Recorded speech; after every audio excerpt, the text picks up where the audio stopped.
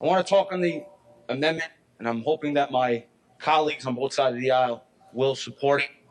Now, some of my colleagues before me have laid out a great deal of information that I think we all need to absorb.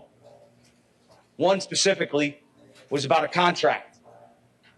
We are actually giving, and I agree with him, we are giving the governor a contract. We're giving him a contract to keep putting out these orders day in and day out. We had a contract like that in New York City. As a Met fan, I remember it all too well.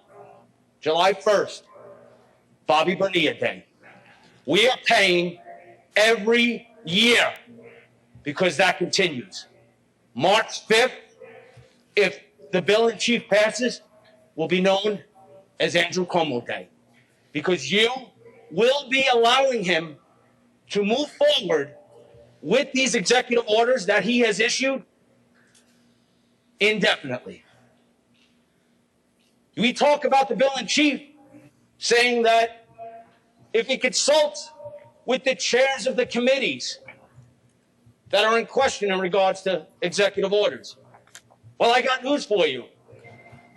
The governor's office did talk to chairs of committees.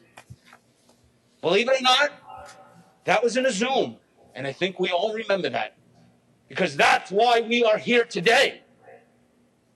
Because that Zoom call, that consultation would not have been public, and we wouldn't even be talking about this taking away emergency powers. Only because someone who was on the call, who was a legislator, let that come out.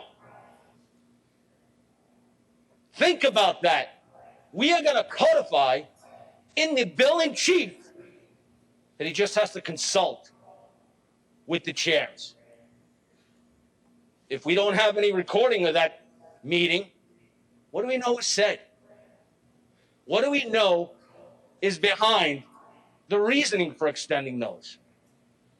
So my other colleague spoke about it, and he laid out a perfect idea.